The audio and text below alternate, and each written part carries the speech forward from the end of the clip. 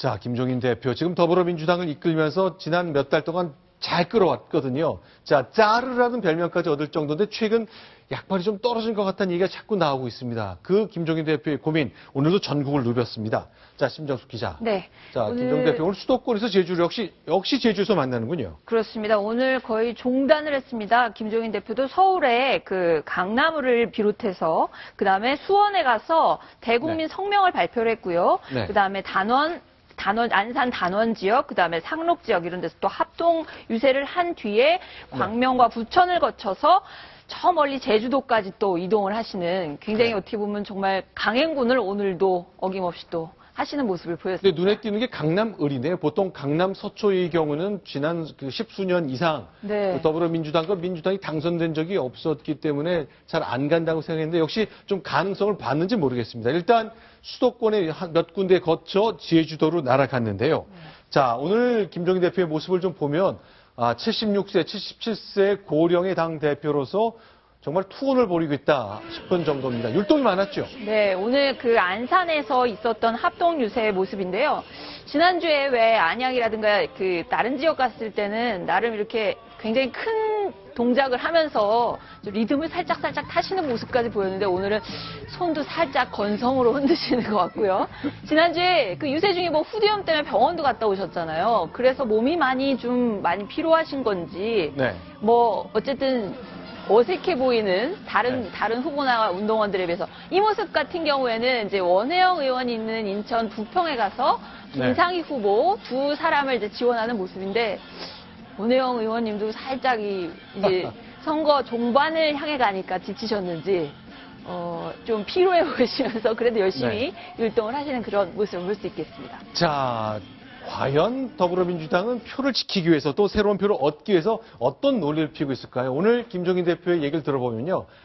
이렇게 메시지를 전파하고 있구나 확인할 수 있을 것 같습니다. 들어보겠습니다. 새누리당 지지율이 지금처럼 낮았던 적은 없었습니다. 그럼에도 불구하고 오히려 그들이 이길 가능성이 높아지고 있습니다. 우리에게는 문재인 전 대표, 박원순 서울시장, 손학규 전 대표, 안희정 지사, 김부겸 후보, 이재명 성남지사 등 잠재적 대권 주자들이 있습니다. 자, 그럼 사실관계부터 좀 정리해 보겠습니다. 박성원 부국장께 제가 좀 질문 드리겠는데요. 새누리당이 이만큼 지지율이 빠진 적 없었다, 하나. 그 다음에 그럼에도 불구하고 이길 가능성이 많다, 둘 다 사실 맞습니까? 어떻습니까? 이제 여론조사 공표가 가능했던 마지막까지의 그 추세에서 보면 새누리당의 정당 지지율이 상당히 급락을 했었던. 그러나 또 한국갤럽의 경우는 또 반등을 하는 이름을 엇갈리는 추세가 있었습니다만 상당히 다수가 어쨌든 공천 후유증으로 상당히 당 지지도가 떨어졌던 이런 것을 아마 얘기하는 것 같고요. 그렇게 볼 때 그때의 그 급락세는 상당히 폭이 큰. 그래서 지난해 그 세월호 직후와 거의 버금가는 이런 수준이었기 때문에 일부분은 맞는 대목이 있다.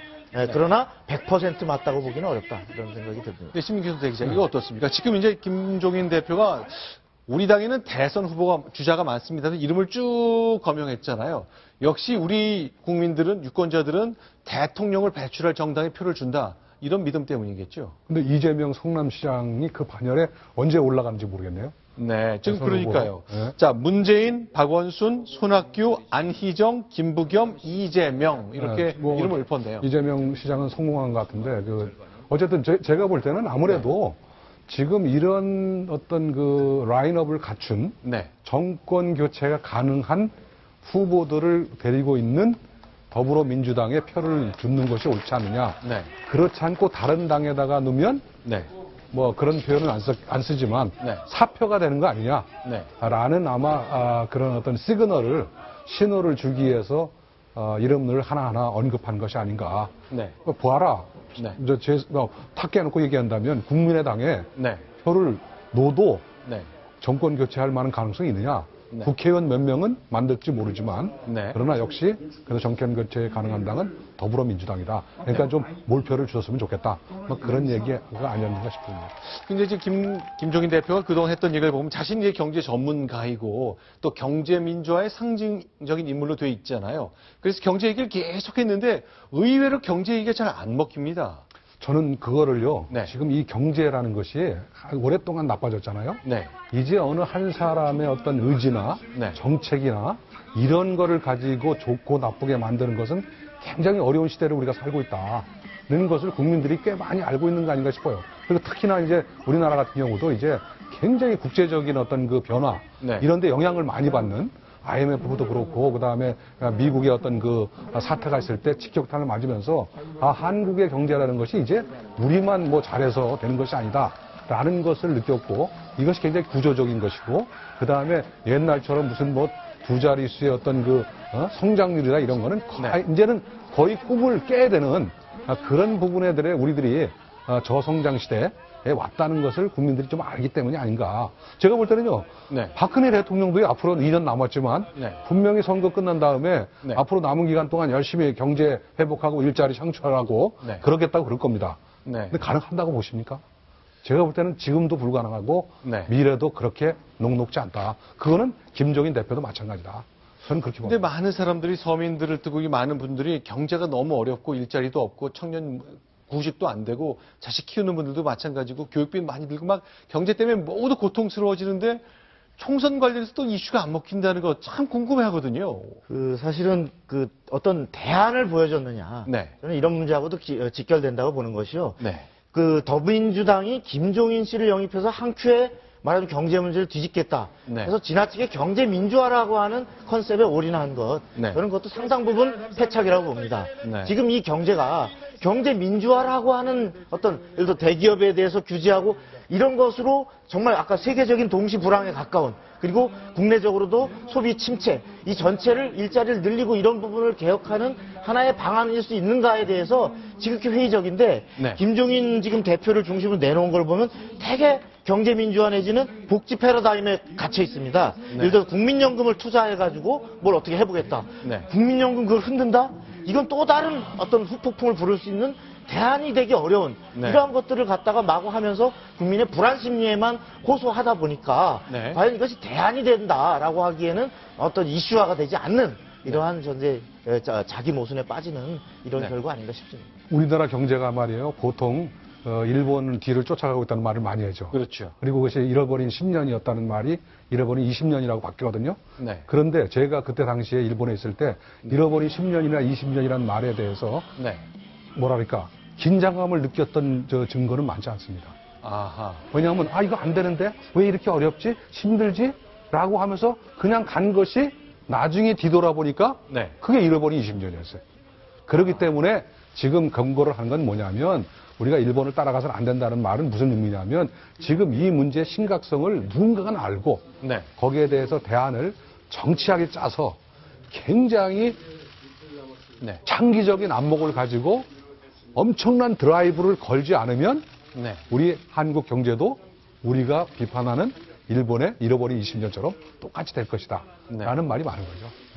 자, 그런데 이제 김종인 대표, 근데 이제 어저께 저녁 때 나온 것 때문에 논란이 굉장히 많습니다. 네. 이쪽 생각도 많고 전쪽 생각도 꽤 많이 있는 것 같아요, 심정숙 기자. 네. 재산 얘기를 했잖아요, 새누리당이. 새누리당이 더민주가 서민정당이라고 하는데 대표의 재산을 봐라 그게 말이 되느냐 하면서 17대 때 김종인 대표가 그 당시에 새천년 민주당의 비례대표 의원이었잖아요. 네. 신고한 재산이 65억 8천여만 원이었습니다. 네. 그런데 이번에 20대 공직선거에 나오면서 신고한 재산이 22억 8천만 원이 증가한 88억 6,454만 원.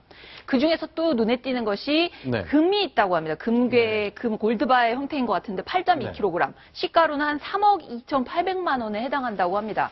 어떻게 이 짧은 기간 동안에 22억씩이나 이렇게 증가를 했느냐. 안영환 새누리당 선대위 대변인은 시계 얘기도 또 했는데요. 네. 금괴뿐만 아니라 김종인 대표가 요즘 유세장에 차고 다니는 시계가 있거든요. 이게 독일제인데 수천만 원을 호가하는 굉장히 명품 브랜드라고 합니다.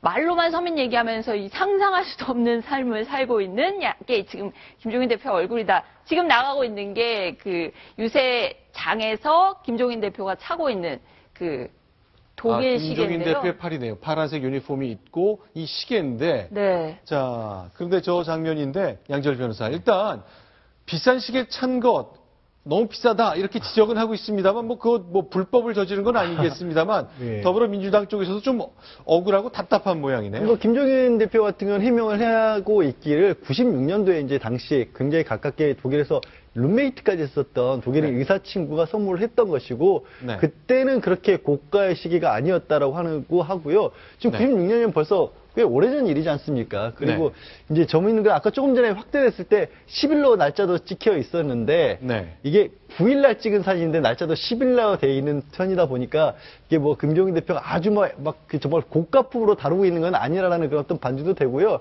네. 사실 생각해보면 김종인 대표가 네. 초대 대법원장의 손자입니다. 그렇죠. 요즘 표현으로 쓰자면 금수저 집안이지 네. 서민 출신은 아니시거든요. 그러다 보니까 본인으로서는 저런 것들이 별거 아니라고 생각하는데 이제 일반적인 더비리전 이미지와는 안 맞는 걸 수도 있는 거죠. 네.